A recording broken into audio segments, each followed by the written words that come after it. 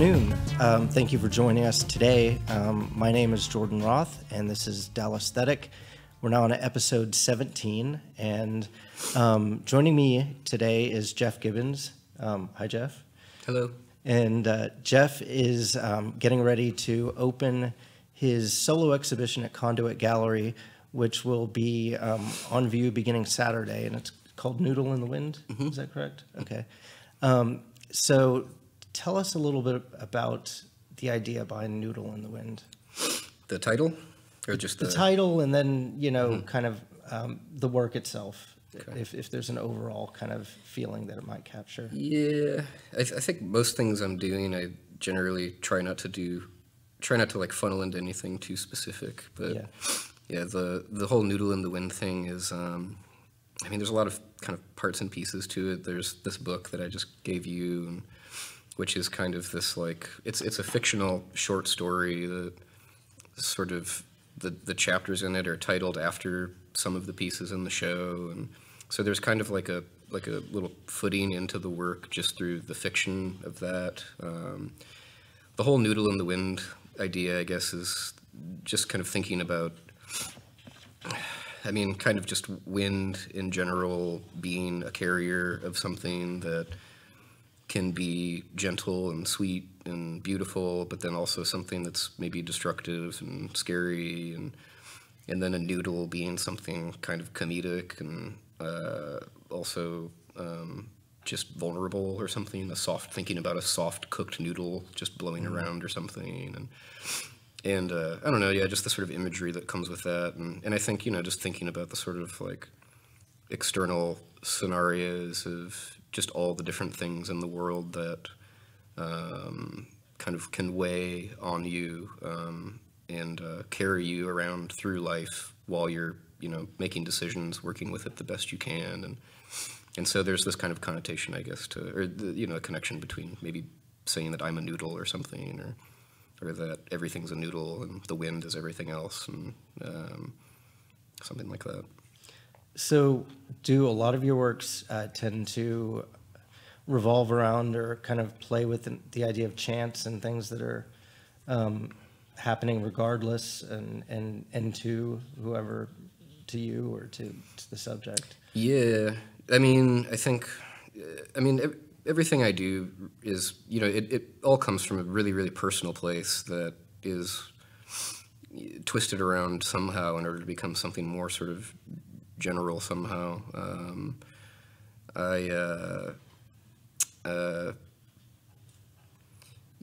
There's a lot of like weird sort of voodoo connections in what I do. These sort of like this connection to objects and the way that we introduce sort of feelings or personify things, or, you know, just add weight to the world around us. The sort of psychological connection to things, and so yeah, I mean, pretty much everything I do carries that in somehow, thinking about, you know, our relationship to how our sort of psyche connects to the world, and then, you know, the things that I make are always just this kind of like exploration into that, and I never really know where things are going, and I don't really want to.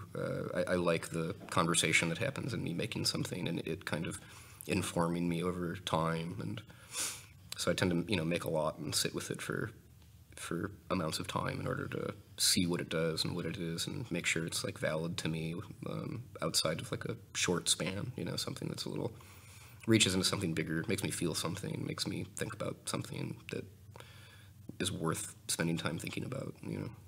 And you're sort of, with considering its relationship to the world, are you, as you're making something, kind of wondering, you know, where its place in the world will be, you know, beyond your show, beyond your life? I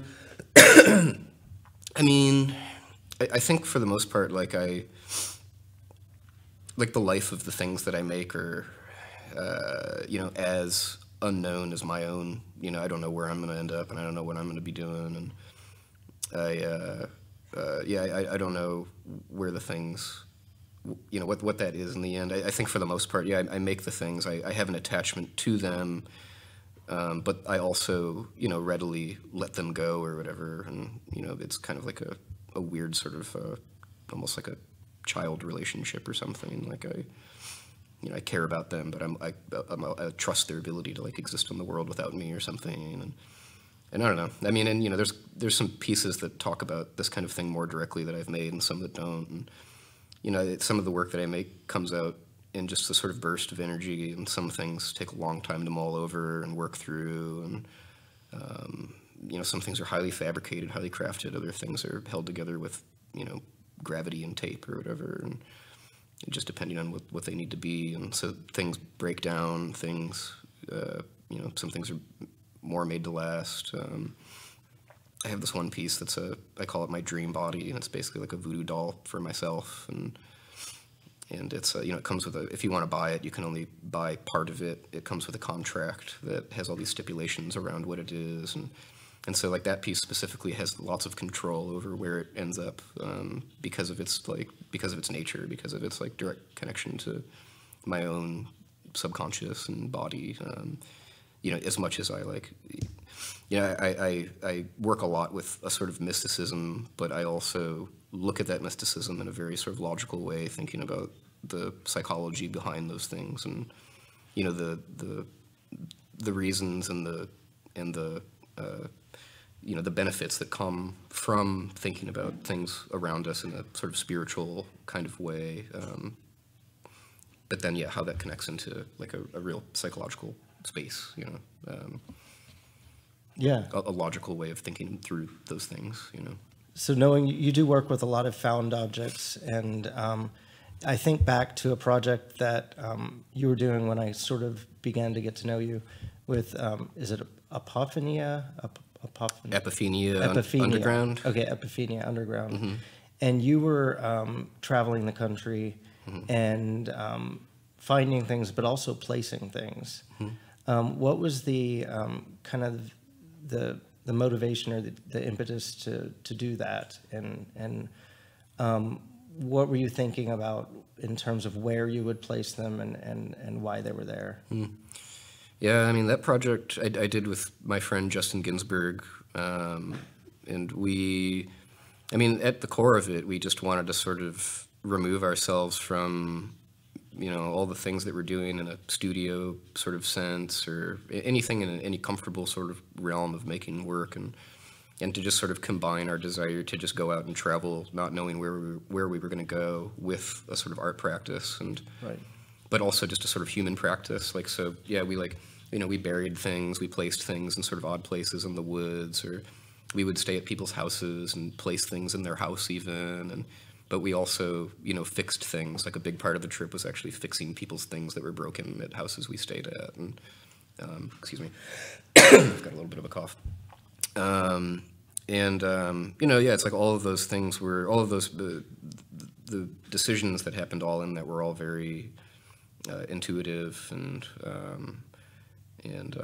like thought through while we're there, just reactionary, Like at one point we were driving through like maybe near Olympic National Park or something in Washington State, and we came across something like 15 what do you call them, exercise bikes that mm-hmm. were all just like lined up on like a seashore, and they're just sitting there sort of dilapidated and rusting, and then we came up with the idea for Justin to get on each one and exercise on it, and made a video of like each of these exercise bikes on the ocean or whatever, and so the piece carries with it whatever feelings that it does. But yeah, it's like not something that was planned at all. It's we're driving down the street, see it, drive past it, and then we're like, we should turn around and go back there, and then do it, and it ends up being something. And at one point we like bought some cheese in Wisconsin and decided that we wanted to be back on the West Coast, and drove 31 hours straight back to Seattle.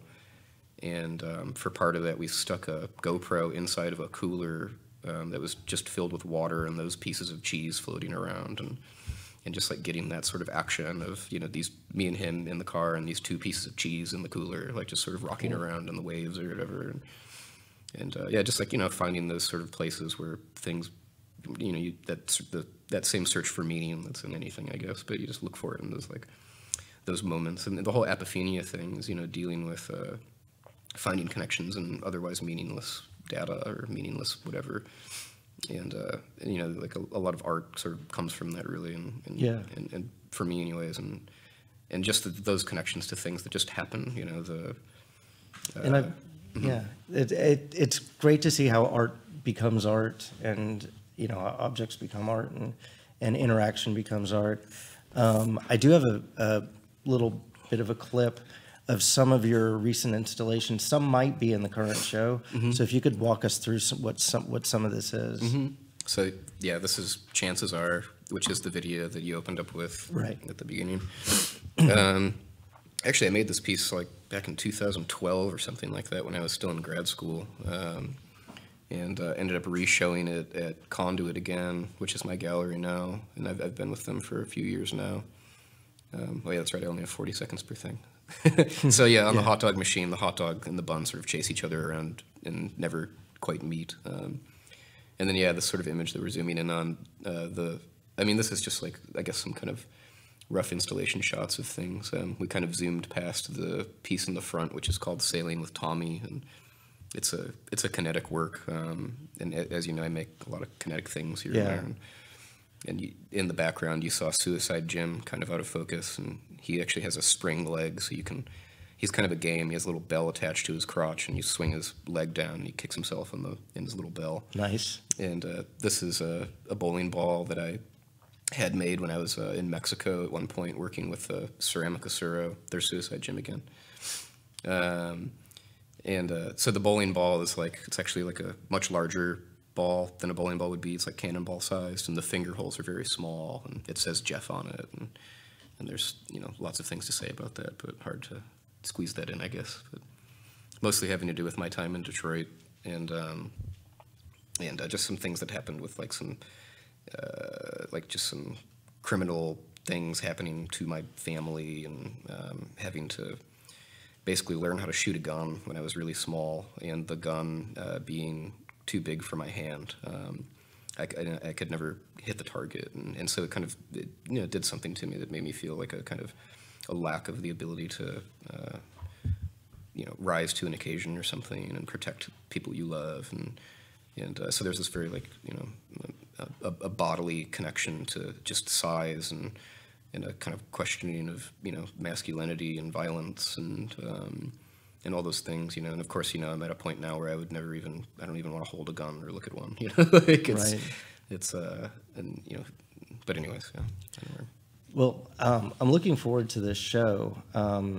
It opens at Conduit, installations and sculpture and things. Yeah, I mean, I would call this show a collection of sculptures and paintings that do connect into, each thing having its own sort of place and reason, but connected into itself, and then another avenue to enter into things through this fictional short story that's also called Noodle in the Wind.